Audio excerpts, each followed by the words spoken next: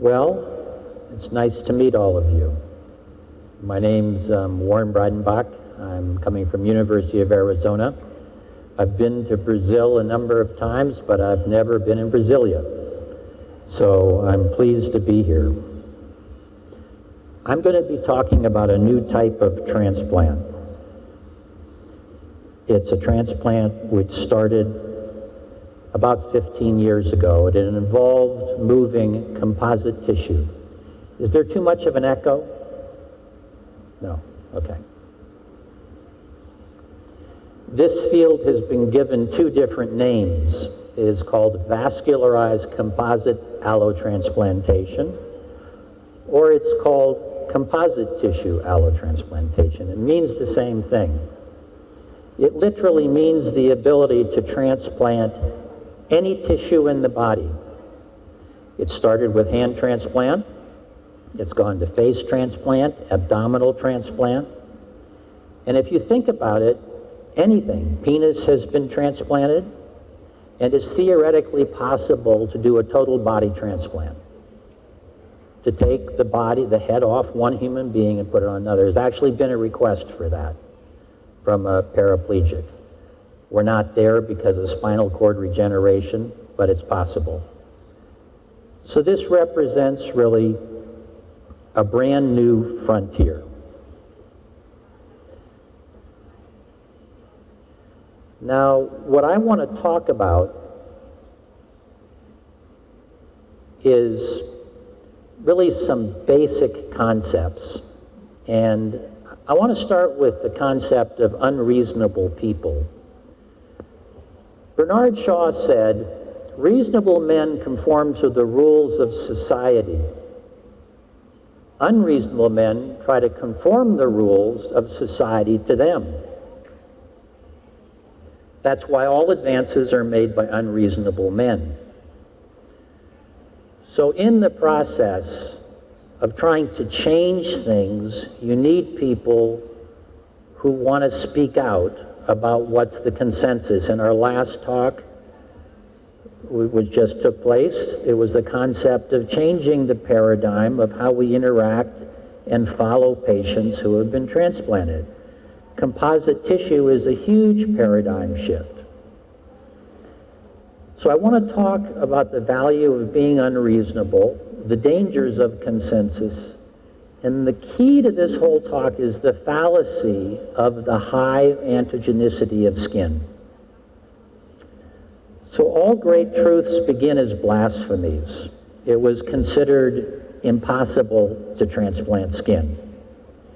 Therefore, hand transplant was not possible, and the reason it wasn't possible is that skin couldn't be transplanted. Now, T.S. Kuhn in 1962 published a book on the structure of scientific revolution, which all of us know about, but very few people have ever read the article. It's Kuhn who brought the concept of a paradigm shift that I'm talking about, and it was talked about in the last talk, which we use every day in our conversation. But what he talked about was that in order to change what is a consensus, it takes a revolution.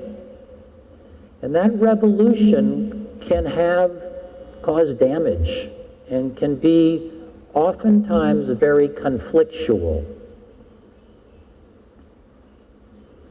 Hand transplant is nothing less than a revolution in transplantation.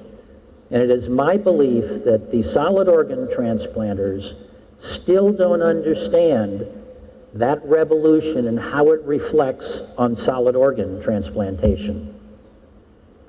The meaning of this revolution of hand transplant and face transplant is misunderstood.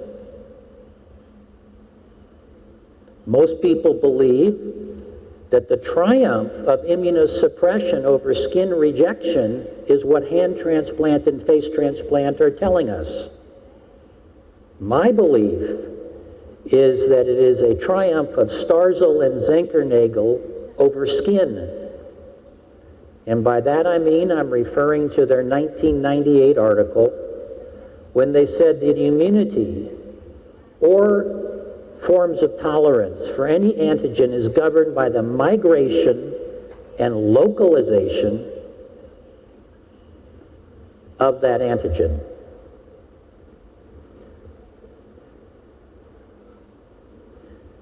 So let's take a look at this. That's kind of a lot to understand as a beginning introduction. You will understand it better when I finish. Right now, everybody thinks that vascularized composite tissue allotransplantation is wonderful. The American Society for Transplant Surgery, the American, let's see, where's my pointer? The American Transplant Society, the American Society for Reconstructive Transplantation, the American Society for Surgery of the Hand are all accepting publications and talks. Caution. Beware of a consensus. This is my best friend. He's a businessman in France. He doesn't speak English.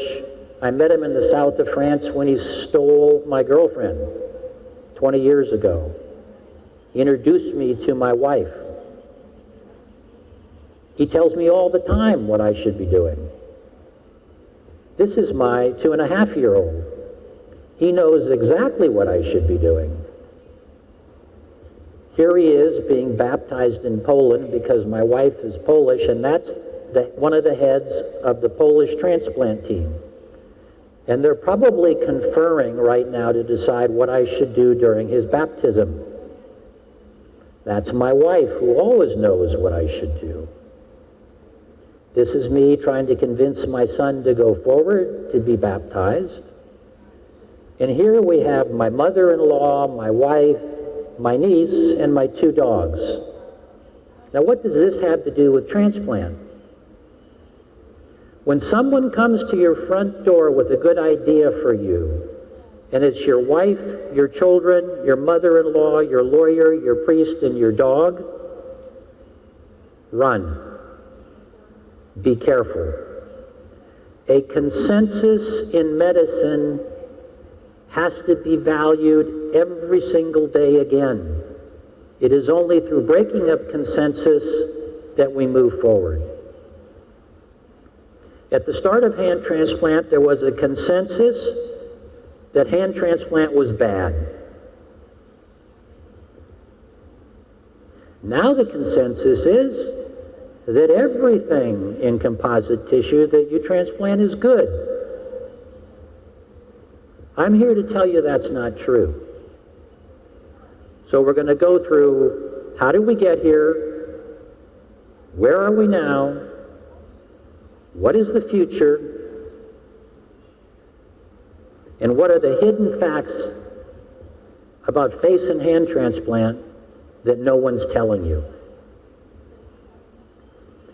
These 3 individuals started doing hand transplants on non-human primates back in the 1990s. And what they found was that a non-human primate took 4 to 5 times the level of immunosuppression that's necessary to keep a kidney in a human. Why do non-human primates need high levels of immunosuppression? Now, what I'd like to do is start asking someone in the audience, embarrass you. But what I'd like you to do in your own mind, think about this. So you're sitting there, as I was a young man in the early 80s at McGill, where these experiments were being done in Montreal. And so why did it take such high levels of immunosuppression? Well, of course, it's the skin. Skin was the most allogenic tissue in the body, right? That mistake cost us 16 years. Skin is not the most allogenic tissue in the body. It depends. But all of us thought that, including me. It wasn't until 16 years later that I revisited the concept. And I'm going to argue here that even today, if you look at all the articles, they still talk about skin being the most allergenic tissue. And the reason we need to get away from this is to understand what composite tissue can tell us, particularly about heart transplant. When you begin to realize that skin's not the target and arteries are the target, then you'll begin to understand how composite tissue can teach us something about heart transplant in particular. Now, nobody agrees with me on this. What I'm telling you now is not the consensus, and I know of no one else in the world in this field who agrees with me. Nobody. So at the end of this, you may know stuff that's completely wrong, or you may agree with me. When we did the first hand transplant, there was no small animal model, there was no large animal model. There were 300 papers saying that composite tissue transplant on non-human primates, rats, didn't work. In 1995, there was one article in a rat model where they combined mycophenolate mofetil, MMF, and cyclosporin. And they successfully transplanted legs on rats. That one article was the basis on moving us forward.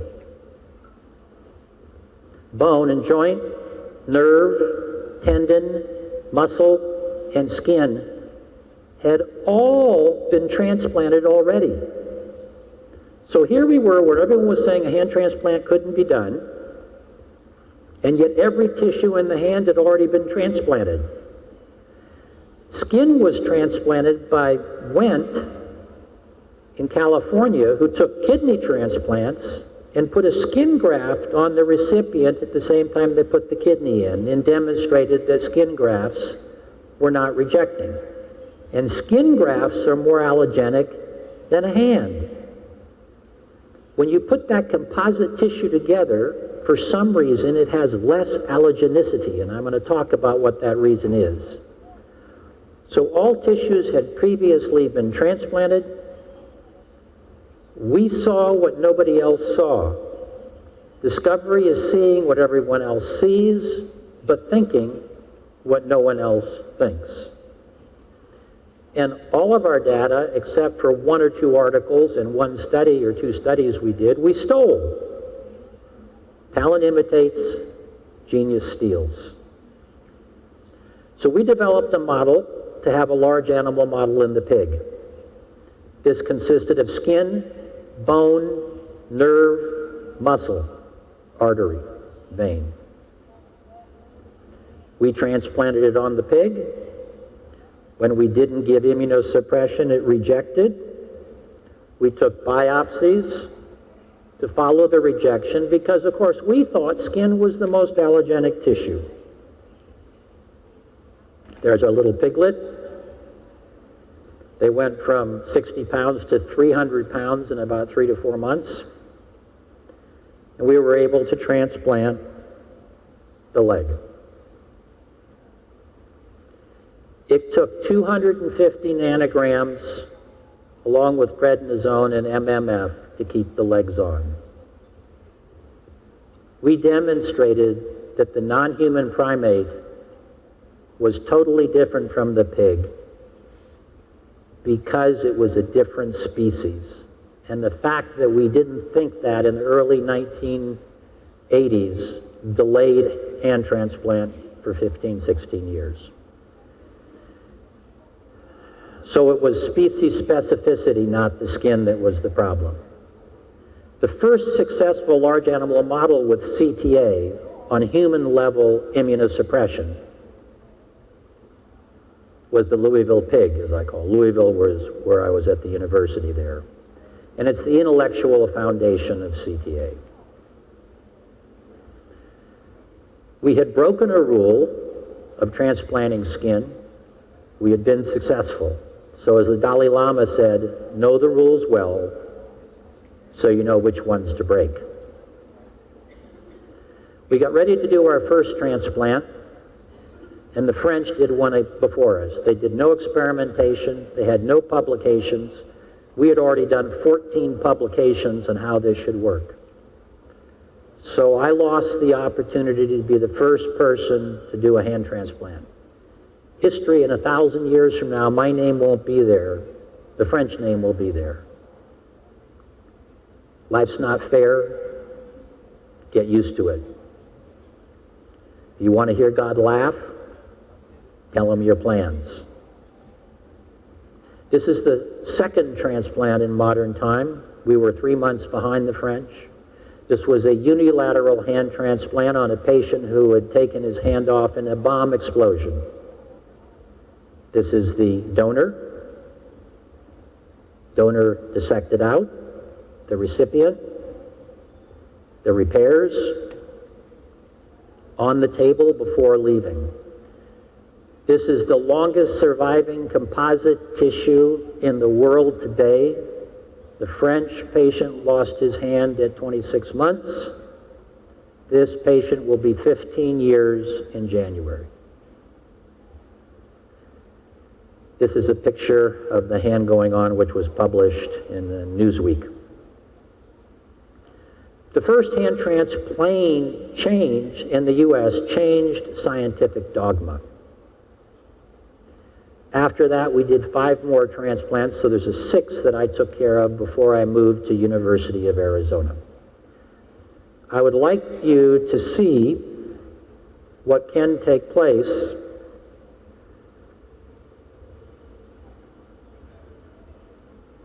with a transplant.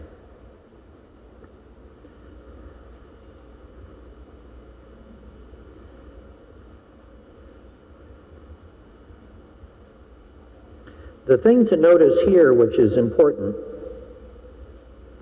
is that he's demonstrating fine motor action with the thumb. That takes intrinsic function in the hand which needed to be reinnervated. If you saw him using his hand, if you watch closely, you'll see mistakes. But I think few people would suspect this is a transplanted hand. You would know it if you shook his hand because it's weaker. See how he's cheating there, trying to get the little washer off to the side. This far exceeds what a prosthesis can do. I don't want you to think that all hand transplants look this way. They don't all get this good result.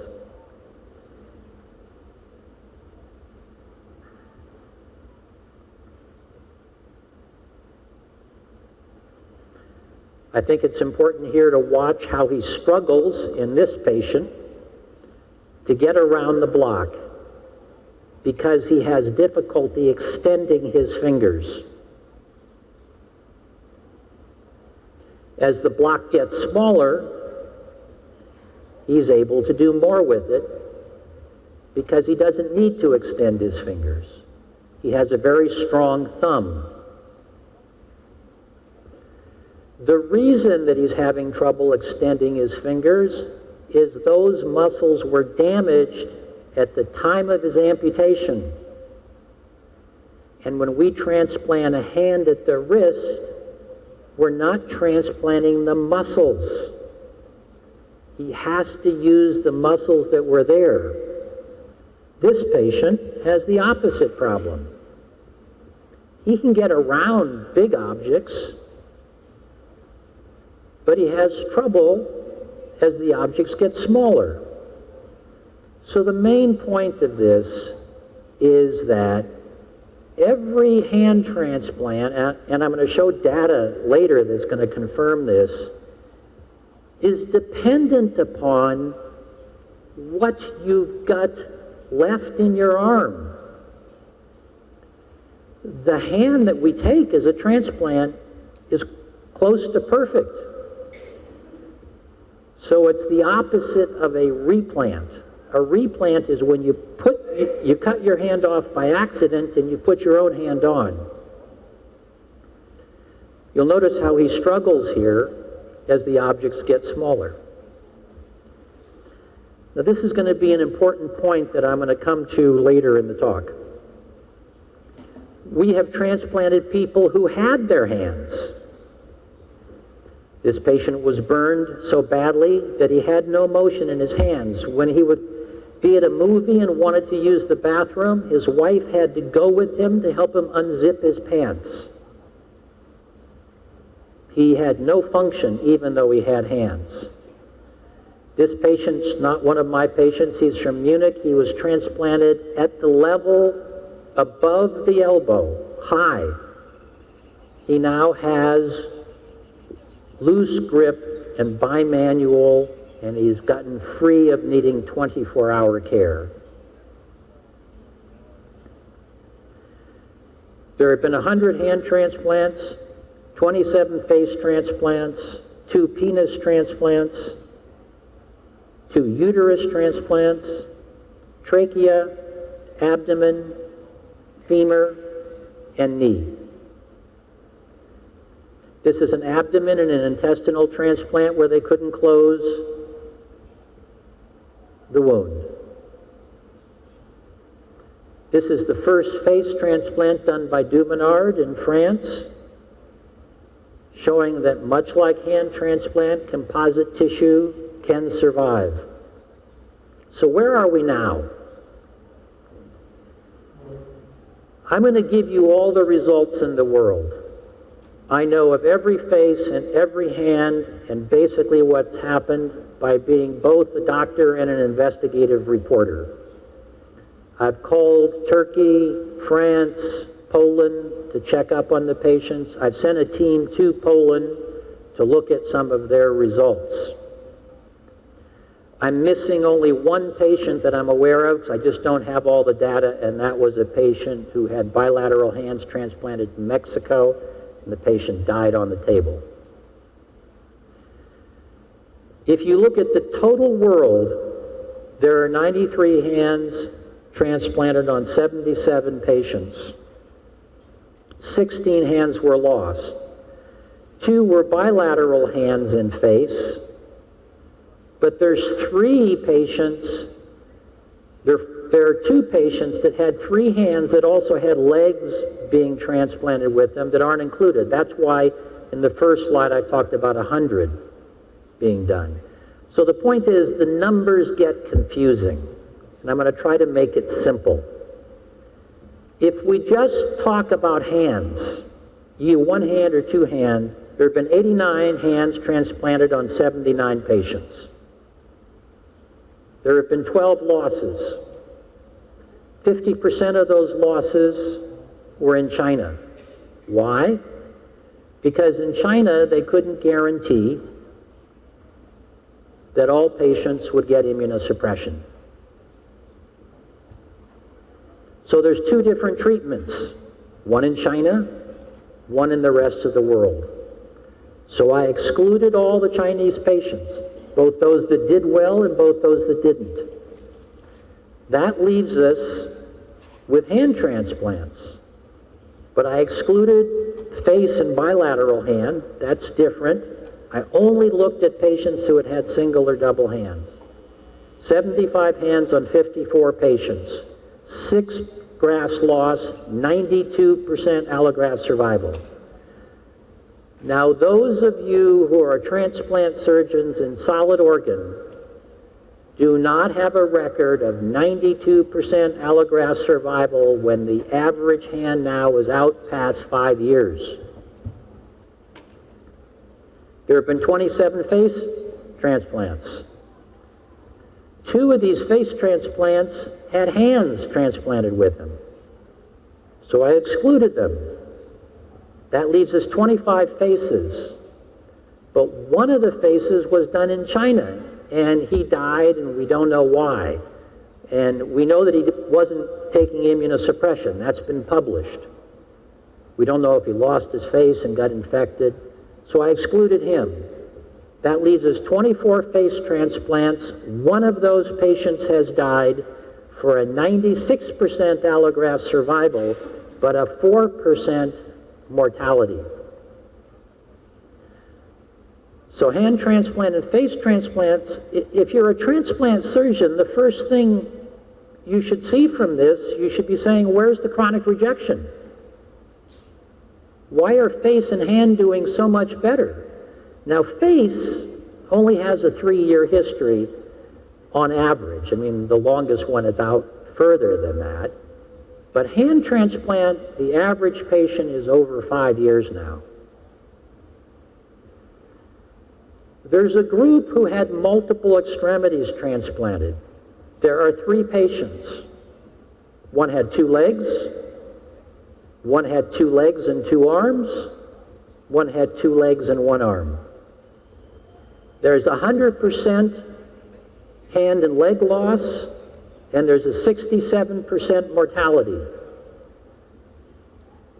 In the bilateral face cohort, there's 100% allograft loss and a 50% mortality. Huge difference from just doing single or bilateral hand or just single face. The main take-home message that no one is publishing is that not all VCA are the same. Not all VCA have good results. The more tissue you're trying to transplant, the more likelihood is the patient is going to have major problems and probably die. The reason for this is not clear, but it's not immunologic. These patients all died early, within days, in one case within several months. So not all VCA are the same, but the next thing to ask is this: are all VCA ethical? Now, hand transplant initially was argued to be not ethical until we proved successful results. Face transplant has problems, and yet not one person has raised an issue whether it's ethical. It's almost as though hand transplant infected face transplant and made it ethical with no discussion. There has to be a discussion about what is going on. Now, I want you to think of this. No one will tell you this. This is in the literature, but it's buried. People write articles, and they put things in the articles where, unless you read it carefully, you'll never understand this took place. Number one, there's been a face transplant where they used an infected donor to transplant on an infected recipient who had hepatitis C. Patient did well. The same team then did a face transplant in red down there where they transplanted bilateral hands on a patient who had an abscess. The patient came septic day 1, which is very unusual in solid organ transplant, almost died and lost both hands. The patient in the middle in white, face transplant recipient on a patient who had HIV and malignancy. The patient died 2 years after transplant. There has to be a debate about what the limits are for a transplant that is non-life extending. I also took a look at how well hand transplants function. In 1995, I published an article looking at replantation. Your hand's cut off, you put it back on. I took the data from that article. I excluded patients who were under 18 and replants that were at the elbow or above. I took that group of patients, all who had been tested with a test called a Carroll test. A Carroll test is when you have, well, you remember the videos I showed and they were picking up blocks and putting them, that's a Carroll test. You're timed on it and you're scored on it. So I had a Carroll test from replants in 1995, and I compared it to Carroll test on transplants. Is this still being translated? Yes, okay. Trying to make sure I don't speak too quickly. I'm trying to leave time for the translator. Here are the results. A transplant did worse than a replant. What does this mean? This means that damage to the recipient is more important on function than the hand that you're bringing. It means that the whole paradigm that we set up is probably wrong. If someone loses their hand, we made them wait a year till all the scarring had settled, until they had worked with a prosthesis. But it's possible, what this result is telling us is we need to transplant early. Interestingly, in Poland, in August of this year, a patient came in that had torn his face off, and he was immediately transplanted with a new face within 2 weeks. This may be the way we have to go in order to get better results. I'm going to skip that. So now I want to go on to chronic rejection.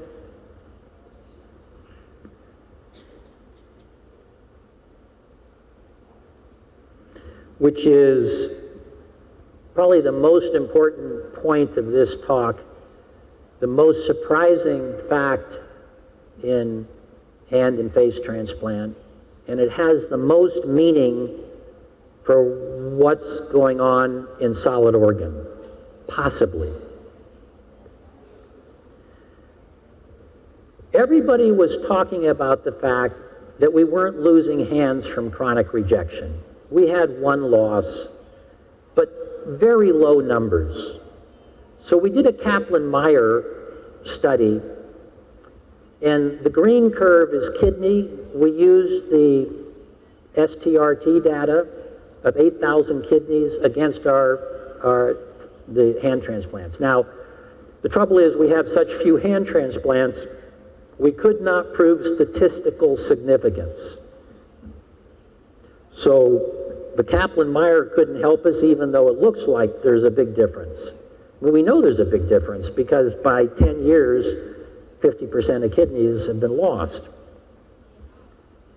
So what we did is we used a methodology and statistic called resampling to expand our cohort under study, which is 89 hand transplants, to the 8,000 kidneys. And we did it against heart, kidney, and liver. And the results clearly show there's a statistically significant difference of less chronic rejection, more allograft survival at 5 years compared to kidney. And if anything, we gave the advantage to these. It's a statistical issue, but we had to go out to 5 to 14 years, which meant this group should have had much more loss. Now, this is a shocking finding. Composite tissue is supposed to be more allogenic. Why is chronic rejection, which is really late allograft loss, we can't prove that all of them were chronic rejection, why is it less than in hands? This is an article coming out of Berlin that was published this year. It's got a big title. I won't even read it. But I'll try to explain it. It basically is confirming what Starzl and Zinkernagel wrote in 1998, that immunity or tolerance for any antigen is governed by the migration and localization of that antigen. In other words, I transplant a hand, and some cells escape from the hand, and they go places, the spleen, the thymus, the bone marrow. How they get there and how exposed they are to our immune system seeing them control tolerance or rejection. What was shocking to me about this article, because we've always talked about T cells, lymphocytes being passenger leukocytes, we're arguing for blood endothelial cells, blood or endothelial progenitor cells coming from the bone marrow of the hand transplant and lodging in the recipient. Now, in this article, they were looking at mice and they were doing heart transplants. But what they showed in this article, and it was a weak model, there were problems with it, but what they showed was they could block the T cell from communicating, the CD4 cells communicating with the CD8 cells, mutating, lowering rejection. And they state in the article, well, where are these cells coming from? And they speculated that they're coming from the endothelial system, and that any organ with a large endothelial system was likely to have these type of cells lodging in the recipient. Now, what tissue has large circulatory beds? Liver and composite tissue. We all know that liver is demonstrated to be less allogenic. We know that I've just shown you the evidence that hand is less allogenic, in spite of the fact if you take a skin graft and put it, it's highly allogenic. Where the vascular bed is 0, you're left with a portion of the vascular bed. Now, what I'm telling you here is very weak. Nobody in the world believes this. No one's even noticed this but me. I've spoken with one other person, Bruce Kaplan, about this, and his response was, well, it's a weak model. He's probably right. But something's going on in composite tissue. And if we could understand why it is so reduced in allogenicity, just like liver, we're going to have a key to what's going on. Here's a chronic rejection case of mine that didn't do well. He was using his hand to rebuild his race car. You can imagine that. He noticed that his arm was turning blue. See the blue spot? It got worse. We flew him to Louisville. We took skin biopsies. They were normal.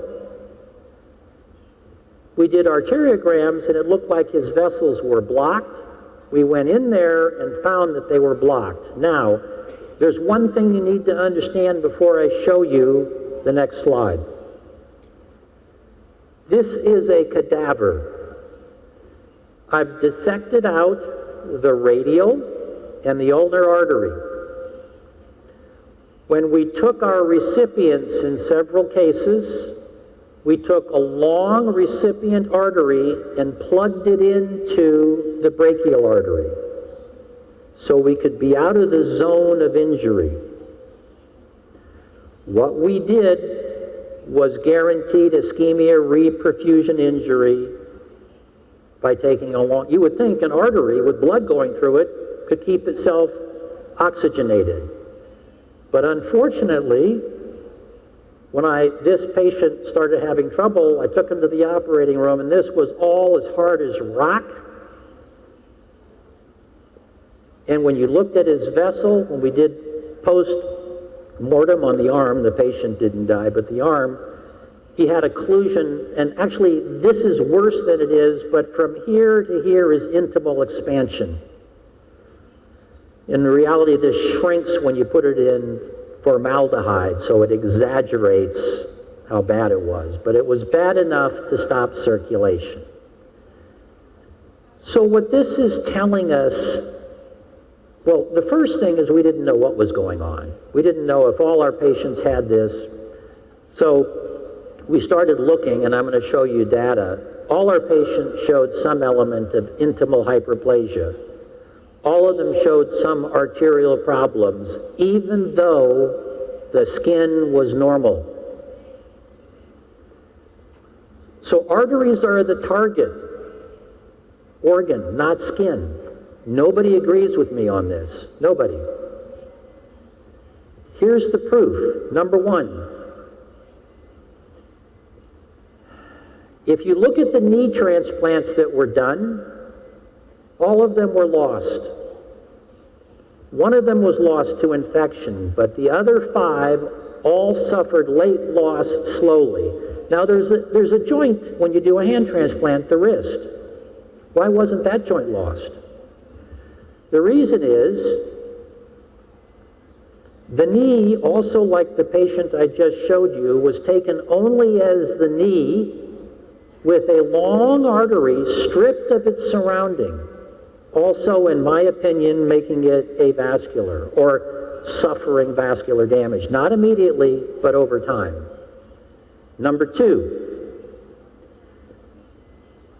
if you look at the first patient hand transplant was done by the French that was lost at 28 months. The patient stopped taking his medication.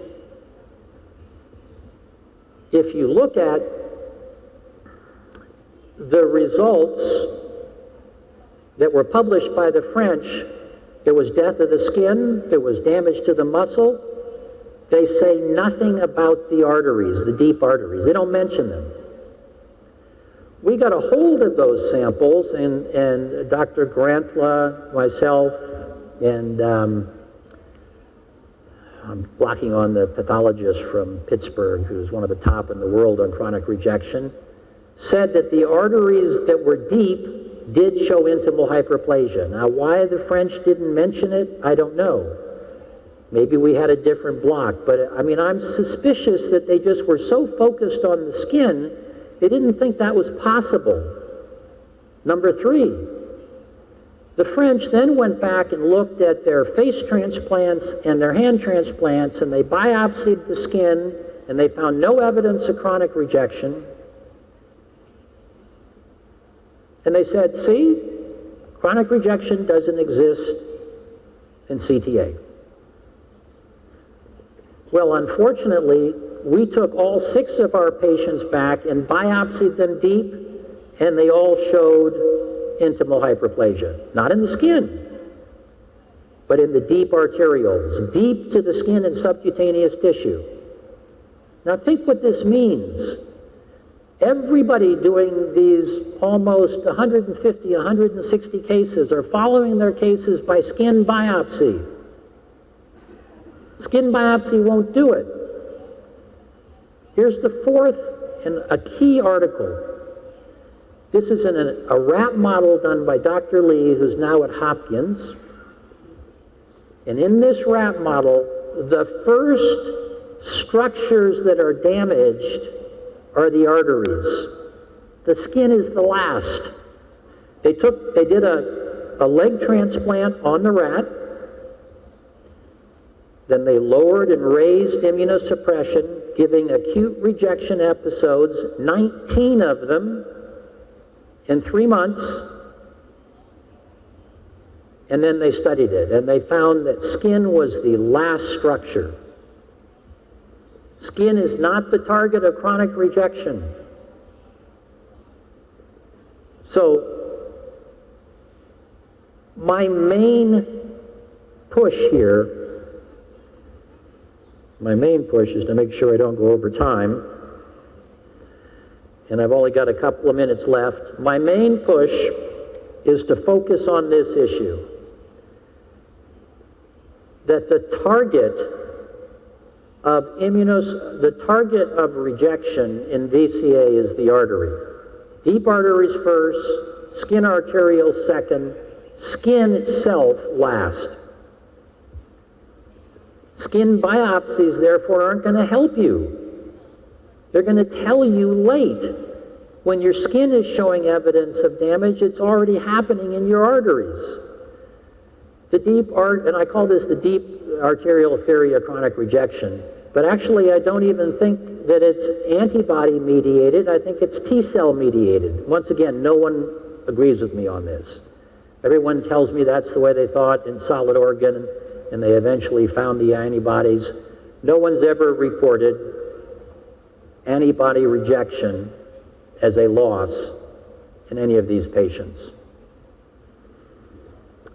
Now, this is only true if you maintain normal immunosuppression. So look, what do? How can we monitor a patient then if this is taking place? The way that the patients maybe can be monitored is from a new ultrasound technique called biomicroscopy. Now, this publication explains it. Now, this publication, all the data was collected, all the patients were mine. When I left to go to University of Arizona, even though everything had been finished in the article had started to be written, they excluded me as an author. Welcome to academic medicine. I wish I could tell you this is the first time that's happened. This is why people say I'm caustic. See, I'm not supposed to tell these things. Well, this paper was stolen from me, and they still got it wrong. This is a picture of the artery, the ulnar artery. This white line is arguably a reflection of the amount of intimal hyperplasia. This ultrasound can see down to 40 microns. That's the size of a red blood cell. So we've all been working on trying to measure that red line there, which is the intimal hyperplasia. I don't believe it's accurate.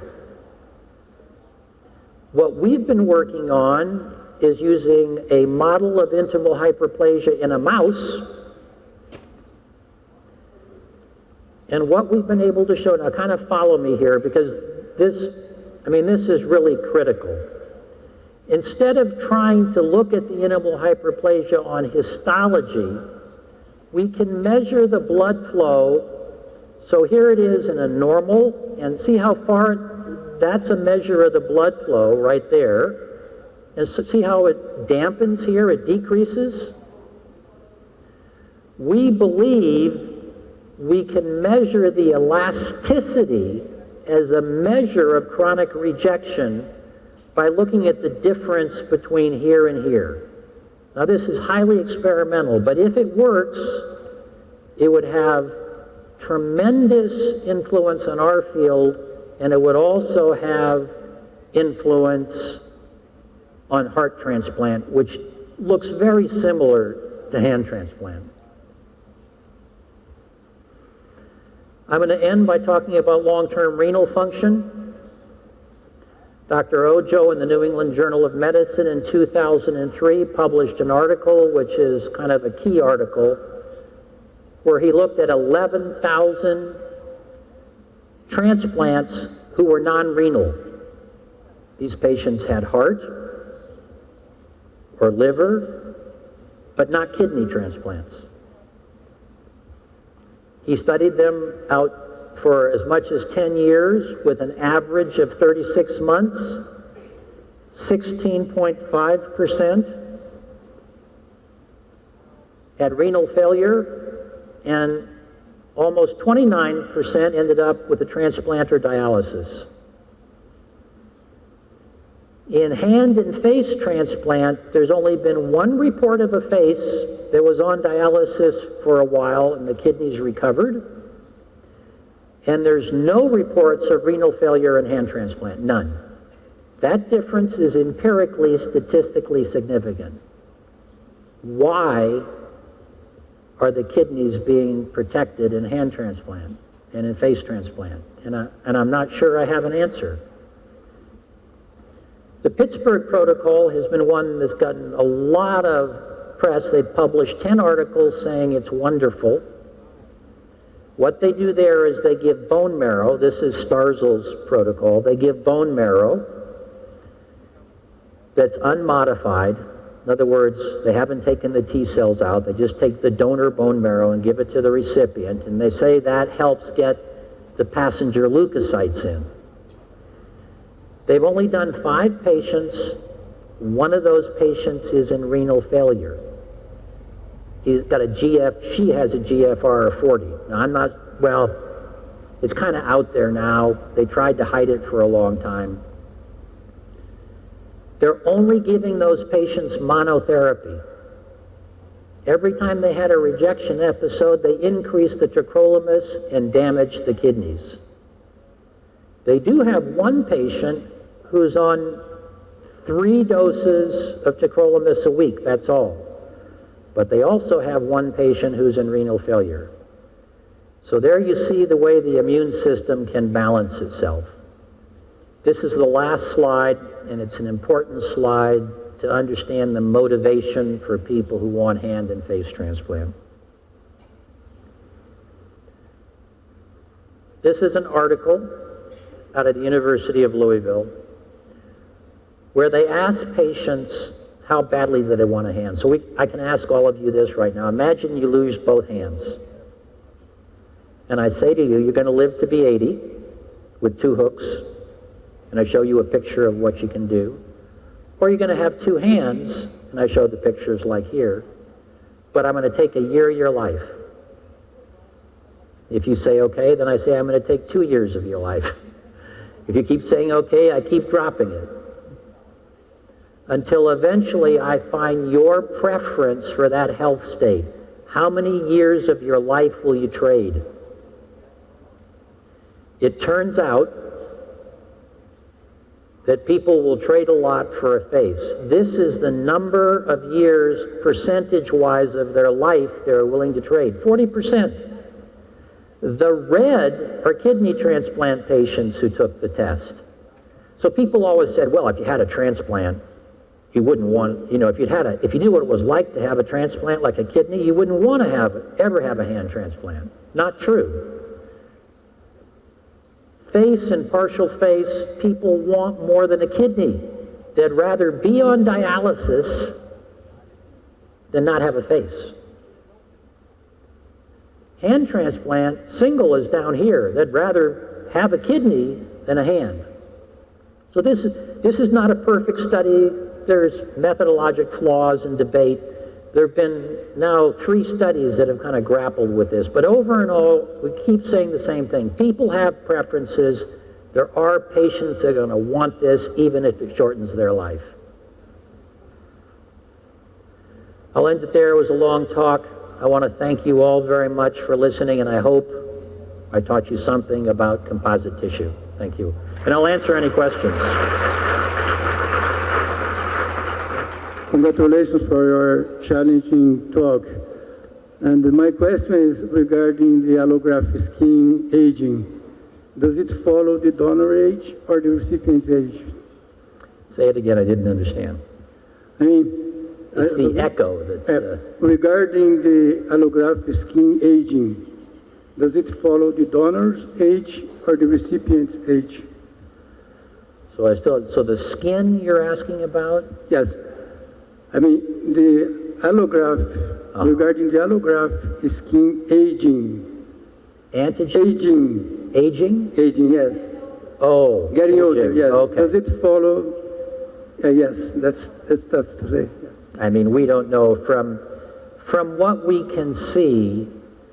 So to make sure everyone understands the question, so if I take a 90-year-old person and put that 90-year-old's hand on a 20-year-old, does the hand stay 90 years old? I think most of us believe it will, but we don't have hardly any proof. We cannot find evidence of chimerism in the skin. We can't find evidence of chimerism in the muscle. We can't find any evidence that that hand isn't still the hand of the donor in every way. The only thing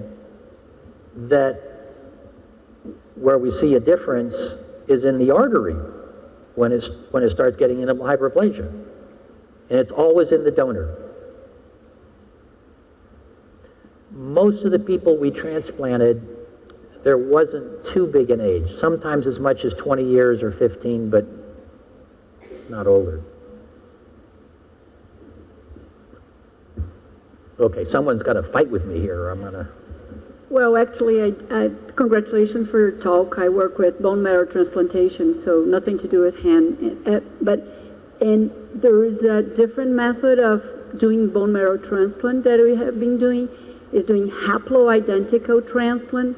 And after the transplant, 2 days after the transplant, you give the patient high-dose cyclophosphamide. And you kill the lymphocytes that are recognizing the person as foreign, and you induce you induce tolerance without using anything but cyclosporin and MMF for a short period of time. You don't need T-cell depletion. So there's two questions. One is if you have looked at Tregs at your grafts or at those people. And second, if you think if you can kill the lymphocytes, they're recognizing the graft as foreigner.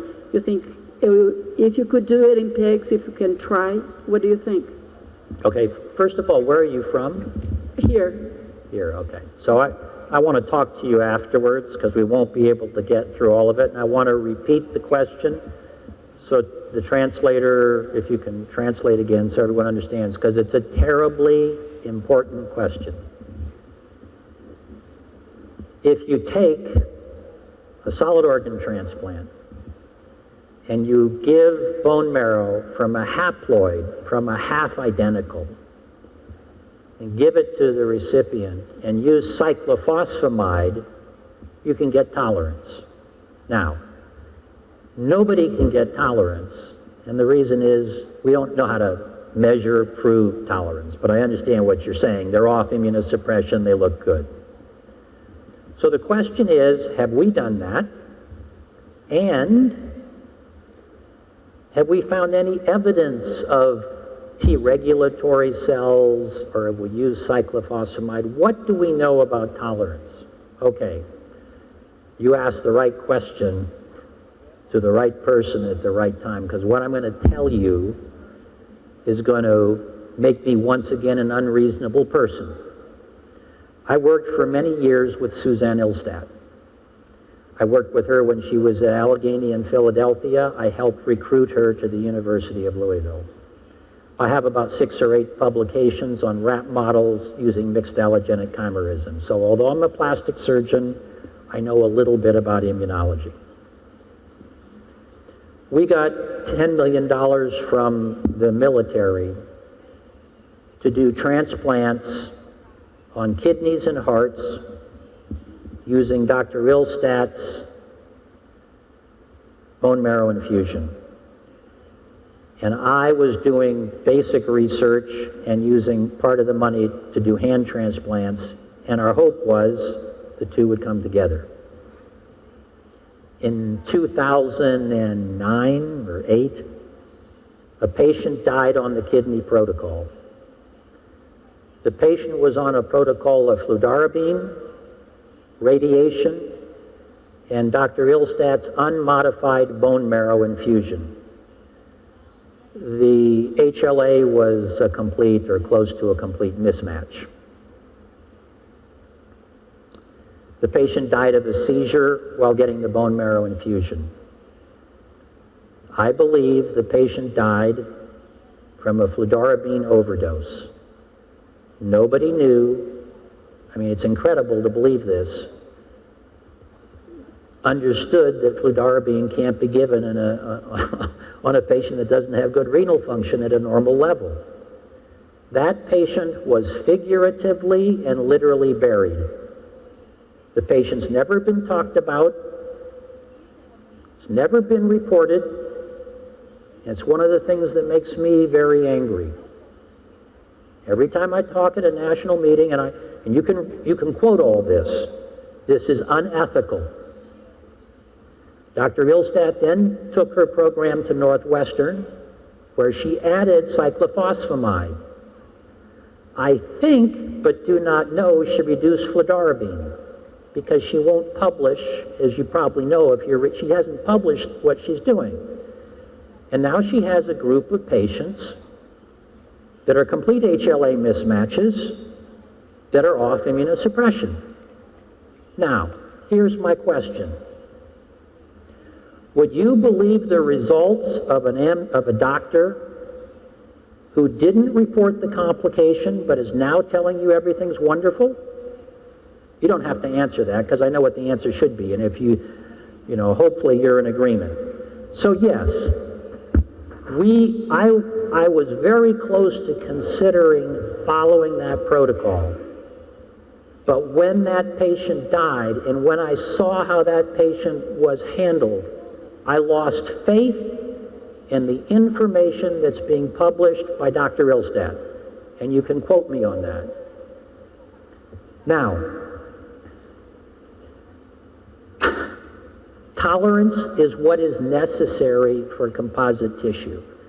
Cyclophosphamide is probably something that's worthwhile. Maybe if you and I talk, someone can make me trust again. But I'm not going to take a patient and put them on an experimental protocol when the people announcing the results I don't trust.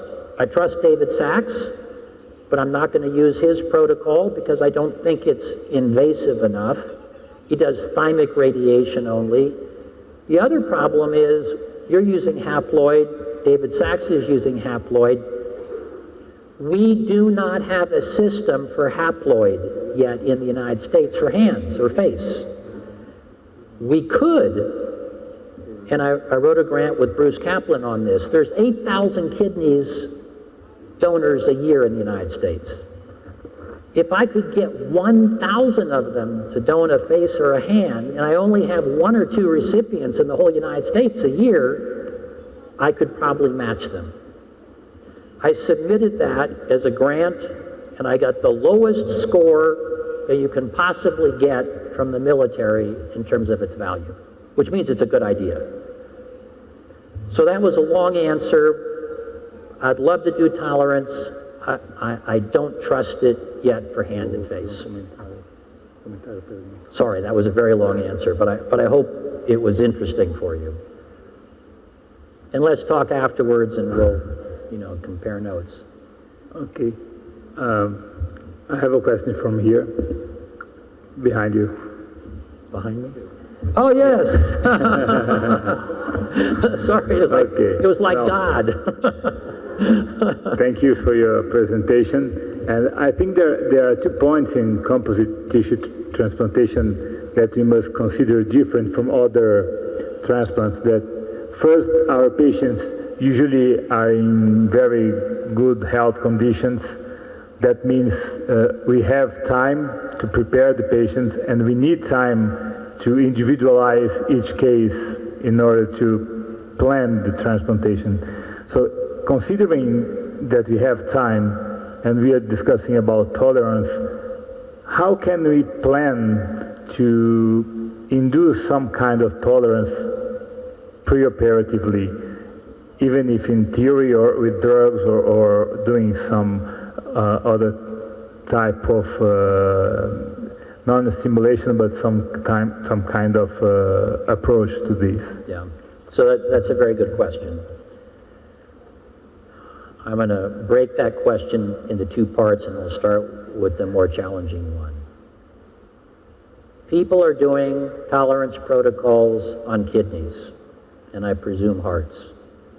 Why can't we use those protocols in hand and face transplant? If you look at most of the protocols, the patients are treated ahead of time, particularly in kidney. We know that if we can get a reduction in T cells in particular before we do the transplant, that we're probably going to have better results. We can't do that in hand. Hand is more like heart. You don't know when a guy's going to get a heart transplant. You do know in a living related kidney. And so most of the tolerogenic protocols, all of David Sachs, I think, were done living related. So that makes it very difficult. Now, if you look at the Pittsburgh protocol, they gave bone marrow at the same time they did the transplant. Their results are bad, but they're not telling you. The bone marrow they gave was with T cells. It was not the Suzanne Ilstad approach. So you could try to look at that, and I think it's a worthwhile experiment, but it's going to add, expense-wise, huge. So I think it's going to be a while before we see people pushing forward with that type of protocol. You also said something about patients being healthy, and this is extremely important. The whole reason people made the mistake about hand transplant doing well, they thought it wouldn't do well, is they looked at kidney and heart, who are sick. They're as sick as can be. Nobody should do or face a hand transplant on a patient who would be a patient for a kidney or a heart transplant. Does that make sense? I mean, the reason our results are good is all our patients are healthy. I'm not a believer, and this has come up several times, that it's a great idea to take someone who's had a kidney transplant and try to do a hand transplant on them.